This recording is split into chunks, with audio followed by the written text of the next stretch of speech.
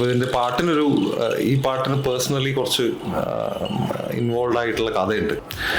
പാട്ട് കൊടുത്തു, പക്ഷേ എന്തുകൊണ്ടോ അവരുടെ റിക്വയർമെൻറ്റിന് പറ്റിയ സോങ് ആയിരുന്നില്ല അത്.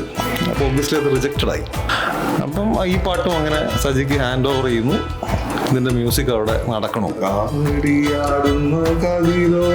അപ്പൊ എല്ലാം പുതിയ വാക്കുകളായിരുന്നു എന്നെ സംബന്ധിച്ചിടത്തോളം. കാരണം നമ്മൾ സാധാരണ കേട്ടിട്ടില്ലാത്ത കുറെ പ്രയോഗങ്ങളും എന്നാൽ നമുക്ക് ഈസി ആയിട്ട് മനസ്സിലാകാൻ അർത്ഥം.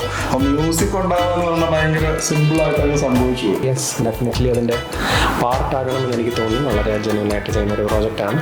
പറഞ്ഞ പോലെ എല്ലാവർക്കും ഇഷ്ടപ്പെടും എന്നൊരു പ്രതീക്ഷയിൽ നമ്മൾ